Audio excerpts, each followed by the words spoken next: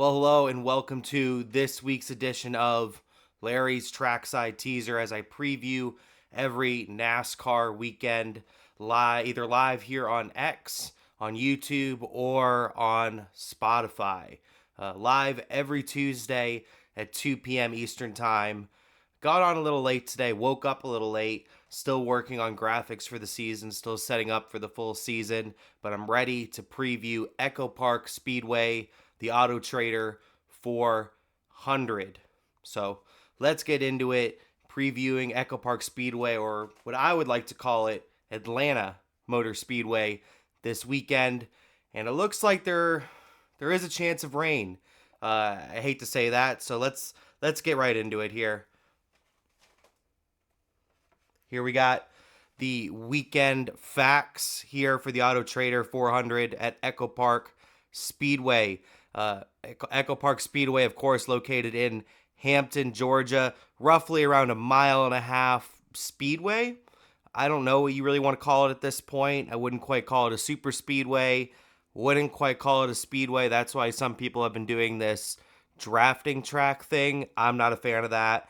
I'm gonna call it a speedway for now. It opened up back in 1960 when it was Atlanta International Raceway. The first Cup race was in that same year on July 31st, won by the legendary Fireball Roberts. And the active win leader, it's a tie amongst a couple of different drivers. It's a tie amongst Brad Keselowski, Kyle Busch, Chase Elliott, Joey Logano, and William Byron all have 2 victories at Echo Park Speedway. And then, of course, last year's winners were Christopher Bell in this race last year, and then Chase Elliott in the summer race last year. The notable entries we have for the weekend in the Truck Series just announced earlier today. Corey Heim will be returning to Tricon Garage to drive the number 1. You have Adam Andretti, who is the brother of Michael Andretti. He'll be driving the number 5 for Tricon Garage in his first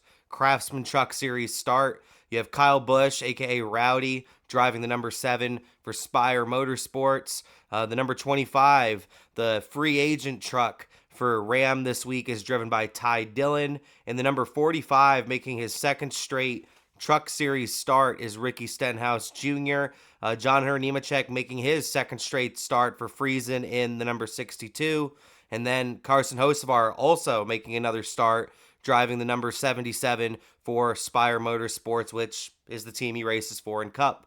Then you look over at the O'Reilly Auto Parts Series, and the only real big notable entry I would say for this race is driving the number 32 for Jordan Anderson Racing is Ross Chastain. And then you look at the Cup Series, we have J.J. Yaley, Casey Mears, and B.J. McLeod all returning from the Daytona 500 last week. Mears and McLeod were able to make it in. Yaley was unable to make it in to the Great American Race this past weekend. So let's move on to the weekend schedule now here. This is what we have for the weekend schedule for Echo Park Speedway. On Friday, February 20th, we have Truck Series qualifying at 3 p.m. on Fox Sports 1. Followed by at 5 p.m. we have O'Reilly Auto Parts Series qualifying on the CW app. There is no practices this week.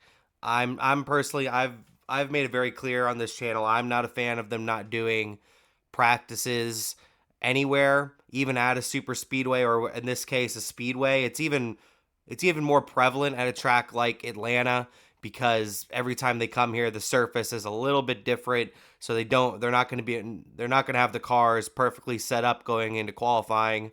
I don't think it's a good move, but that's what they're doing. No practice this week. On Saturday at 11 a.m., we have Cup Series qualifying on Prime Video. I almost forgot that they do most of the practices and qualifying on Prime Video, and then they shift over to True TV at some point throughout the year. At 1:30, we have the Freight 208 on Fox Sports 1 for the Craftsman Truck Series. At 5 p.m., we have Bennett Transportation and Logistics 250 on the CW. At 5 p.m., for the O'Reilly Series. That's a smart sponsorship right there. That's Austin Hill. It's one of Austin Hill's big sponsors. So that's a good move on them. And then on Sunday at 3 p.m., we have the Am Better Health 400 once again this week on Fox. So 2 straight races that we're going to have on Fox for the Cup Series. I think that's pretty awesome, especially after what happened in Daytona. Overall, had a good race. The fuel saving obviously is what it is. I'm not a fan of it, but it wasn't as prevalent as it's been in the last couple of super speedway races. Overall, very good weekend in Daytona. And if you want to hear more about my thoughts on the weekend we had in Daytona, take a listen to this week's edition of Car on the Hauler. I went off for like an hour. Probably one of my longest episodes I've ever done of that ever, even in previous seasons. So now that we're done with the schedule and the facts, let's actually get to the tires, because this is something I would like to do every week as long as Goodyear gets the notes out early on in the week, and they got them out this morning. What I call staggered special Goodyears, where I go through real quickly what Goodyear tires we're going to have this weekend, mainly because the Goodyear tires have actually made a big difference with this car. So the tires that we have for this weekend, we actually have brand new right side tires that have never been ran anywhere before will be ran this weekend at Echo Park Speedway. And then on the left side, we have the same left side tires that we've had at Echo Park Speedway and only at Echo Park Speedway since 2023. So I expect a little bit more of the same.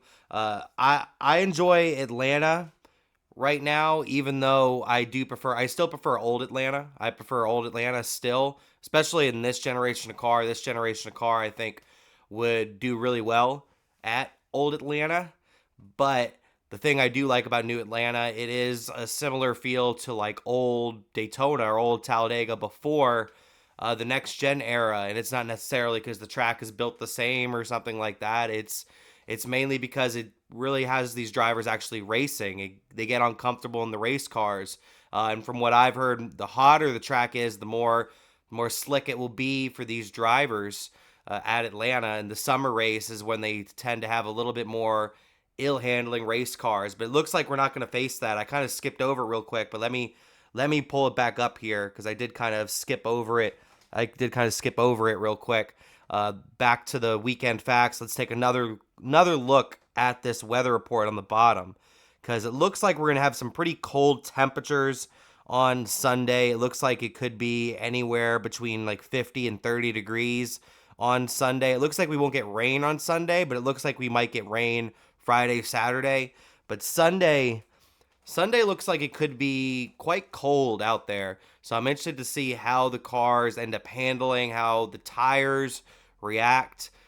These new right side tires that they've brought for this race, they're hoping it provides a little more tire fall off and a little bit more ill handling. I think that's what a lot of the drivers and media people and fans like myself have been wanting, is these cars to get a little bit more ill handling, especially at these faster tracks, to maybe help with the fuel saving stuff, because we haven't really seen the fuel saving stuff at Atlanta, aka Echo Park Speedway. We haven't really seen that all that much. So we'll have to see how these tires do at this track, what the temperature ends up being at race time. I'm guessing around the green flag, if that report ends up being right around the green flag, it'll probably be a little bit below 50 degrees, like 48, 47, which is pretty chilly for a NASCAR race. So I'm interested to see how all that goes. It's still early on in the week. Forecasts change very often throughout the week. And hopefully we don't get any rain on Friday or Saturday, because luckily for Daytona, we didn't get any rain affecting anything. We had rain around 2 hours post the checkered flag of the 500, and we didn't have any rain affect any racing or practice or qualifying or anything like that. So hopefully we don't have that happen again this year as often as we usually do, because we usually get a lot of rain. We usually get a lot of bad weather. We faced very cold weather in Bowman Gray, and we obviously got the winter mix, I guess you would call it, as well, with the sleet and the rain and a little bit of snow that they were racing in as well. Hopefully we don't get anything like that this weekend at Atlanta. All right, now that I've gone through the schedule, gone through the facts, gone through the tires, let me go through a couple of favorites, and then I will be giving my weekly picks. some of you that may be waiting for Mount Rushmore, I've decided it seemed more successful as its own thing. So I'm going to actually be making solo Mount Rushmore videos, but those won't be on X. Those will be on only YouTube. They're just going to be videos. They're not going to be part of these lives or Spotify's or obviously on X because it's on live. So that's going to be a separate video. But next week, I will be introducing power rankings. I wanted to wait a couple weeks to do the power rankings because I want them to get a couple of races in. So next week, we'll do some power rankings for all 3 of the Prime NASCAR National Series. So we'll do that next week. But for now, favorites, weekly picks, and then we're going to finish up here. A couple of favorites that you'd have to look at for this weekend. I named some of them earlier as the active win leaders. Chase Elliott, of course, won here last year. Brad Keselowski's won here twice. Plus, he has a lot of success at tracks like this. Team Penske as a whole, I would have to look at. Logano has 2 victories here. I think Blaney has a win here as well. Cindric is really good at tracks like this. Maybe even take a look at Josh Berry. He could be very successful there. Kyle Busch came close to winning on this iteration, this layout of the track, and he's also won here 2 times. There's a good amount of drivers that could win this event. Like, look at Daniel Suarez. He got his epic victory. You can look at the 2 other RFK Fords in Chris Buescher and Ryan Preece. I think there's a lot of drivers that you can pick from for this race because I think this comes down to more skill than car when it comes Daytona and Talladega. Obviously, it's luck as well. A big part of winning there is luck nowadays, but at the same time, it doesn't really take a lot of skill at this point to win at tracks like that. I think a track like Atlanta Echo Park Speedway does take more skill to win at nowadays because of the way the track is laid out, the way the cars react at a track like that. It's very different, and there's no track on the schedule like Echo Park Speedway, so it really stands out from a fan perspective, also obviously a setup perspective where they have to do a completely different setup of the car to really have success at Echo Park Speedway. So I think it really opens up the door for a lot of skillful drivers at that sort of racing to win. Even a driver like Denny Hamlin, like that's a driver I didn't even mention, like Denny Hamlin, who has noted himself he's not very good in this era of car, this generation of car at super speedways. But Echo Park Speedway possibly changes that for a driver like him to show his skill in the draft. So we'll have to see how it all works out. All right, now that I've gone through some favorites, also, if you want a more in-depth look at some of the favorites and even some underdogs, tune in later in the week for Left Turns, Right Money, live on X at 10 p.m. Eastern Time, and then, of course, afterwards on Spotify and YouTube, and that will be on Thursdays. So Thursday night, check in for that, for a more in-depth look at like some favorites and some good picks for the sports books. But my weekly picks, let's pull those up. My weekly picks for Atlanta Motor Speedway, Echo Park Speedway is, in the truck series, I have Ty Dillon. I think Ty Dillon is going to win in that number 25 Ram truck. I think he's a very good super speedway racer. I wouldn't say he's one of the top, but I feel like with everybody, I think not everybody. I think there is a good amount of people though that are like, come on, why are we putting Ty Dillon in the car? I think Ty Dillon's keeps it very clean, and you need to just get to the finish to have a chance in one of these races. And he also has a lot of experience in the Craftsman Truck Series. He's won at Atlanta. Obviously, it was the old layout, but I'm gonna pen Ty Dillon getting the first victory for Ram in the Craftsman Truck Series. Well, back in the Craftsman Truck Series, I should say. And then we look at the O'Reilly Auto Parts Series, and I got Jesse Love.